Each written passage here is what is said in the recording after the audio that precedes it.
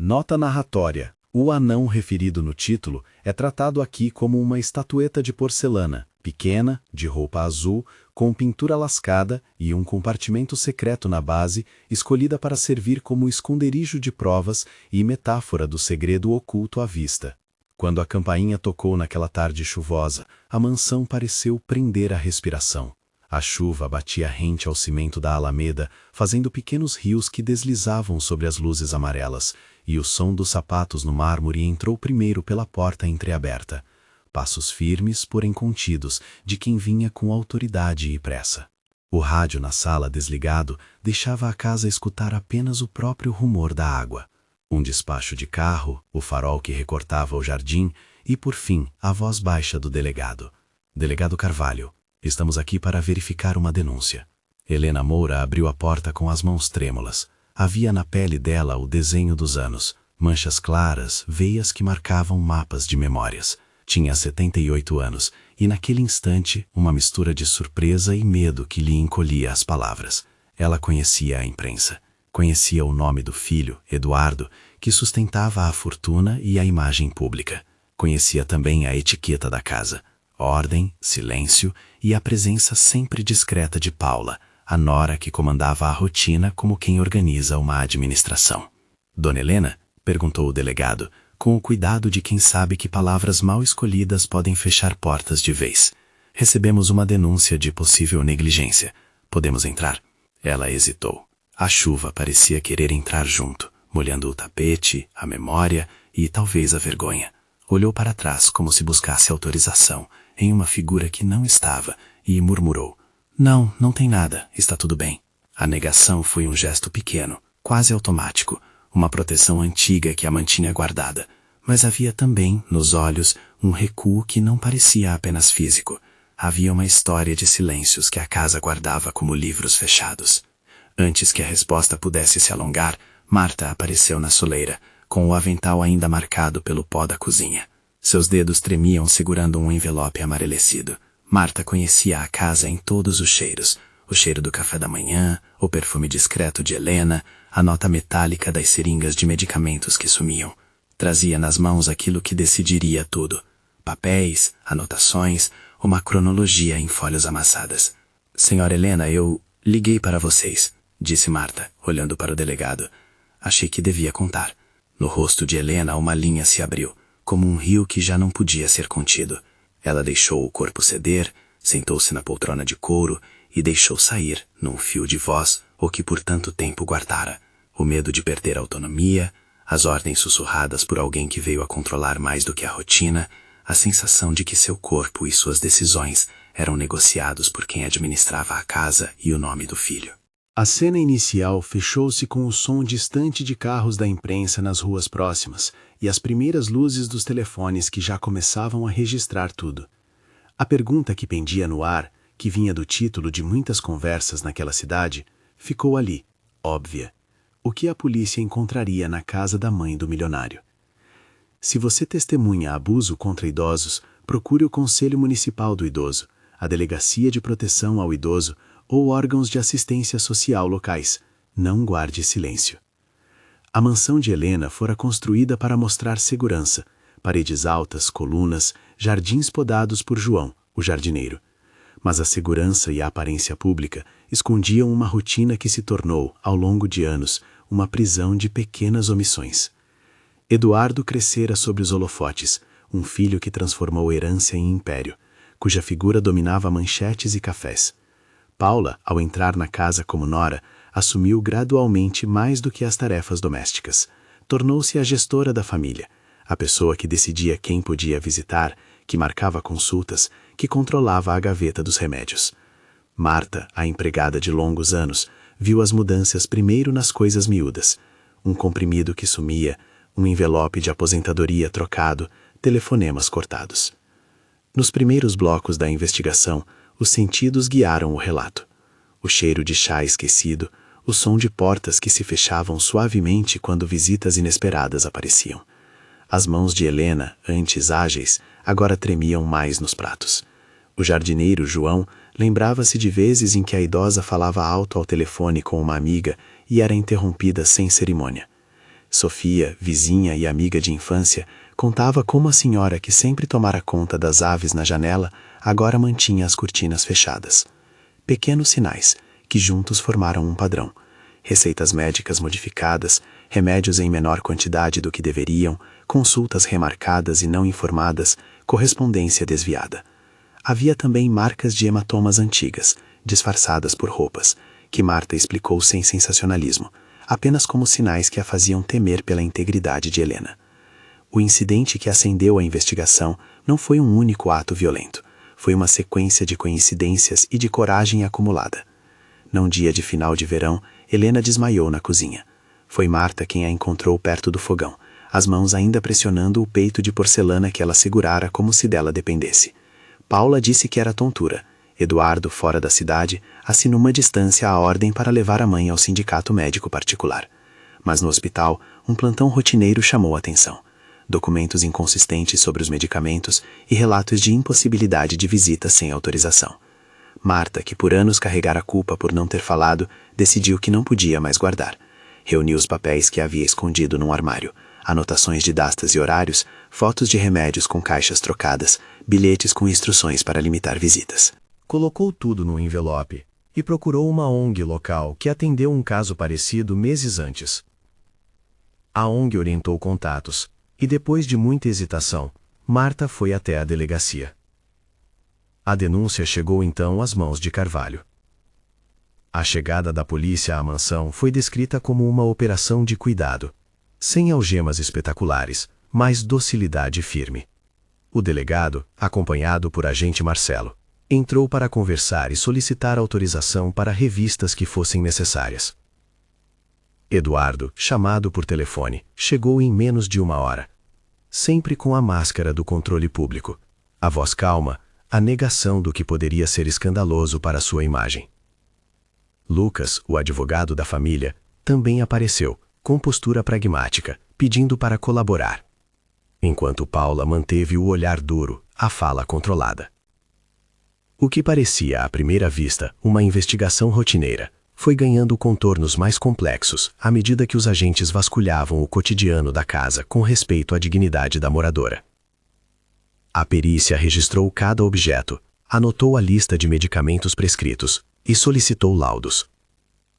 E então veio a descoberta que mudou a narrativa. No armário da sala, entre porcelanas de família e lembranças de viagens, havia uma estatueta pequena, um anão de porcelana, vestido de azul, com a pintura lascada no rosto e no chapéu. Era uma peça que poderia passar despercebida por qualquer olhar distraído. Parecia uma peça de decoração banal. Mas tinha algo diferente. A base, quando inclinada à luz, mostrava uma linha muito fina, quase uma costura. Um toque hábil do perito fez abrir um compartimento escondido. Dentro havia um maço de papéis dobrados, um pequeno diário, uma chave metálica e envelopes com recortes de medicamentos. Foi como se a peça, das mais inofensivas, guardasse um segredo que ninguém imaginara procurar.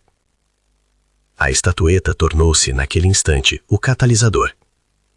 Juntou bilhetes com instruções, um caderno com anotações em letra miúda, anotações que Helena muitas vezes fora ajudada a escrever pela empregada, mas que agora mostravam frases de medo e pedidos sutis por autonomia.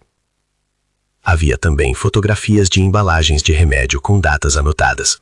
E mais importante, uma chave pequena que correspondia a um cofre cuja existência ninguém negou. A descoberta do anão foi um golpe silencioso. No cômodo onde antes havia um quadro de silêncio, as vozes explodiram de diferentes maneiras. Paula ficou pálida. Eduardo levou a mão ao rosto. Marta agarrou-se ao braço do delegado como quem busca um apoio físico para afirmar uma decisão. A imprensa ali fora captou o momento e logo a notícia circulou. Estatueta revela documentos que apontam possível negligência em casa de empresário. Era um título simples que empunhava uma complexidade enorme. Importante frisar, a presença dos papéis na estatueta não por si só configurava a culpa jurídica, mas abriu caminho para indícios suficientes à instauração formal de procedimentos. Delegado Carvalho agiu com cautela. Registrou o boletim de ocorrência, requisitou perícia técnica nos documentos, ordenou o exame de laudos médicos e solicitou a avaliação social da residência. Explicou em palavras simples: haveria um processo investigativo, com coleta de provas, depoimentos e encaminhamentos ao Ministério Público, se necessário. Nada era fechado de imediato. Tudo era anotado como indicativo. Essa postura evitou julgamentos precipitados e preservou a dignidade de Helena. A fala de Helena, quando veio, foi curta, mas definitiva. Sentada no sofá, olhando para a estatueta aberta sobre a mesa, ela disse com voz quebrada: "Eu deixei que tomassem conta. Pensei que era por proteção. Tive medo. Tive medo de perder o filho de vista, de perdê-lo de verdade. Então calei. Quando vi que deixaram de me ouvir, achei que já não tinha voz." Essas poucas linhas revelaram mais do que qualquer documento. Mostravam o custo humano da omissão. Não era apenas negligência administrativa. Era um apagamento lento da autonomia de uma pessoa que, mesmo frágil no corpo, tinha pensamentos próprios e desejos não atendidos. Marta apresentou então a cronologia que fora anotando por meses, datas, horas e pequenas sínteses que se tornaram pilares da investigação. Em voz firme, leu trechos. No dia 8 de março, notei que a caixa de comprimidos azuis não estava completa. A receita mostrava 30 comprimidos, havia 20. No dia 12 de março, a consulta da doutora Ana foi remarcada para 15 dias depois, e houve uma troca de boletos bancários. No dia 3 de abril, a senhora Helena recebeu uma ligação de um número que eu não conhecia. Paula disse que era assunto de família e cortou o telefone. No dia 21 de abril, quando a senhora Helena caiu na cozinha, eu comecei a anotar tudo. E no dia 2 de maio, vi o envelope de correspondência abrigando notas do banco que não batiam com o extrato que a senhora mostrava. Marta deu datas e pequenas observações que foram incorporadas ao inquérito como indícios cronológicos. A testemunha que, por medo e por laços afetivos, hesitara por tempo demais, converteu sua culpa em ação. Sua coragem foi a peça que faltava para que a investigação se movesse com urgência. No confronto que se seguiu, Paula tentou explicar. Alegou que o controle na casa vinha da necessidade de eficiência. A administração dos bens e da saúde, disse, era uma forma de proteger a família. Eduardo, visivelmente dividido entre a defesa pública de sua imagem e o cuidado pessoal, falou em voz baixa sobre confusões de gestão, sobre a rotina agitada de reuniões que o mantinham longe, e prometeu cooperar com as medidas cabíveis. O delegado, com a calma de quem tem ciência do impacto que cada frase pode ter, reiterou os passos: recolhimento de provas, envio dos documentos para a perícia grafotécnica, requisição de laudo médico para avaliar a condição física e mental da senhora Helena, e encaminhamento de caso à promotoria especializada. Recomendou também medidas imediatas de proteção, garantir que Helena tivesse acompanhamento médico adequado, que um cuidador fosse nomeado provisoriamente e que o acesso a contas fosse revisto pelos órgãos competentes. Não houve palanque midiático do delegado, houve sim protocolo. A imprensa local não deixou o caso esfriar, manchetes se espalharam e a comunidade reagiu. Por trás dos títulos sensacionalistas que buscavam cliques, surgiram conversas verdadeiras em padarias, igrejas e mercados. Alguns apoiaram a família pelo passado social que ela representava na cidade. Outros, que conheciam Helena como a dona das aves na janela, sentiram indignação. Sofia, a vizinha, organizou uma corrente de visitas e prêmios simbólicos de afeto para a idosa. A paróquia local abriu um espaço de acolhimento. O caso virou aos poucos debate na Câmara Municipal sobre proteção ao idoso.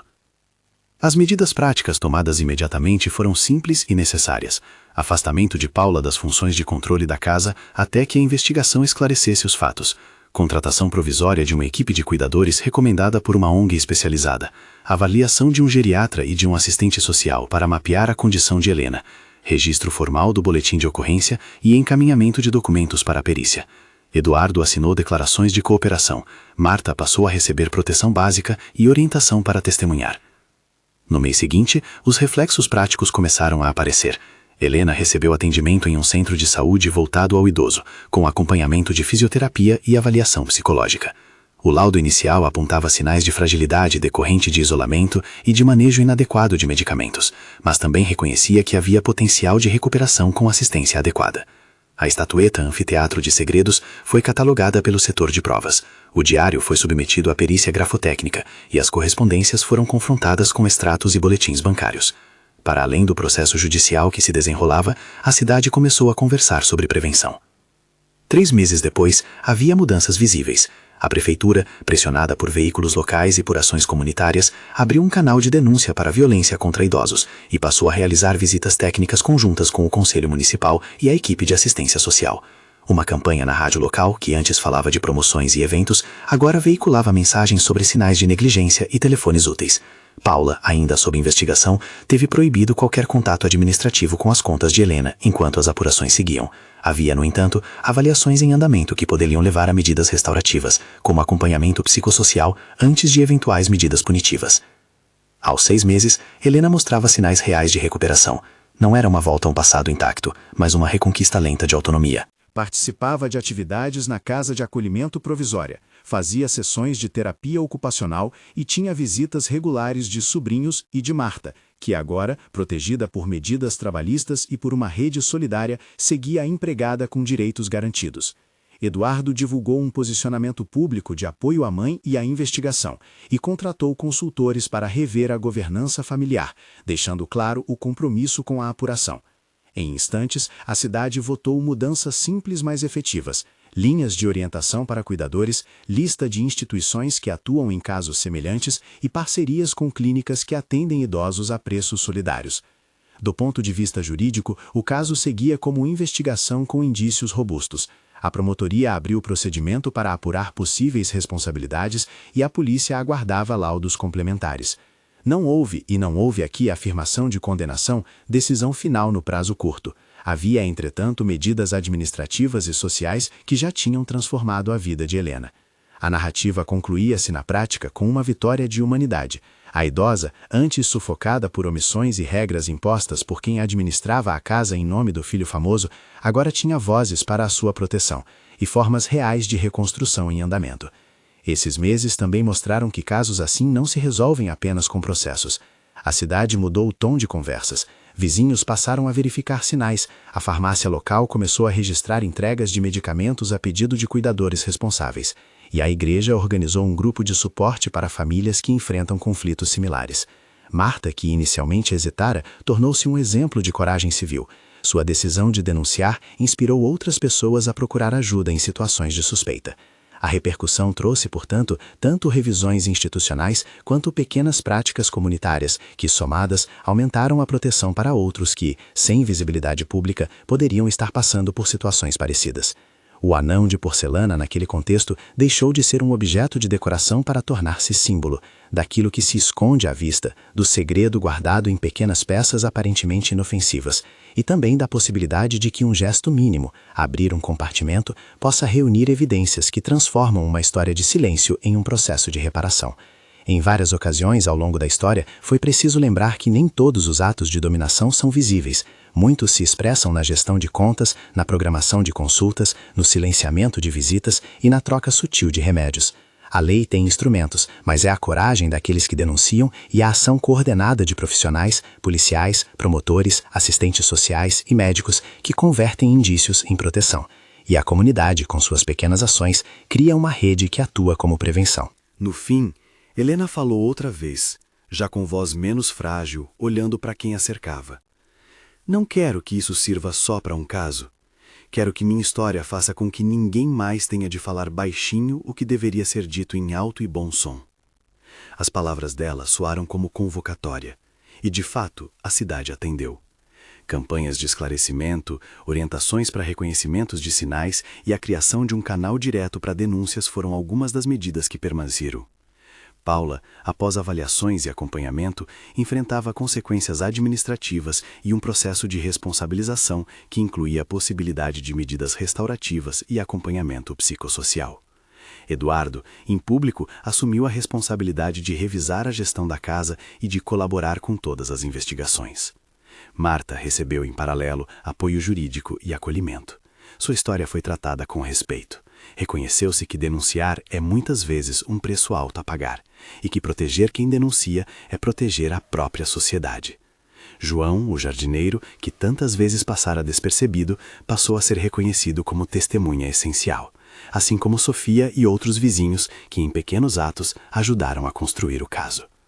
Ao terminar essa narrativa, é importante deixar claro o lugar de cada peça. O anão, A estatueta de porcelana foi inserido como instrumento narrativo e probatório escolhido para não estigmatizar pessoas com redução de estatura. Sua função foi revelar que os segredos podem estar escondidos nos objetos de convívio e que muitas vezes a prova repousa onde menos se imagina. A escolha ética por essa representação buscou preservar a dignidade de pessoas reais e evitar estigmas. Se você ouviu essa história e sente que precisa agir, lembre-se, a denúncia não é um ato de traição, é um ato de cuidado com quem não tem voz. Procure o Conselho Municipal do Idoso ou órgãos locais de assistência social, a Delegacia de Proteção ao Idoso quando existir ou o Ministério Público. Busque ONGs especializadas que orientam e protegem quem denuncia. Em situações de risco imediato, procure a polícia local. A informação e a proteção são caminhos para que casos assim não fiquem por conta do silêncio. Se esta história tocou você, compartilhe. A visibilidade é uma ferramenta poderosa para prevenir, apoiar e transformar. Assine o canal, envie para quem precisa ouvir que não está sozinho e acesse fontes confiáveis sobre como denunciar e proteger idosos em sua cidade. A mudança começa quando alguns se atrevem a abrir o compartimento secreto daquilo que parece inofensivo e descobrem juntos que proteger é um dever coletivo.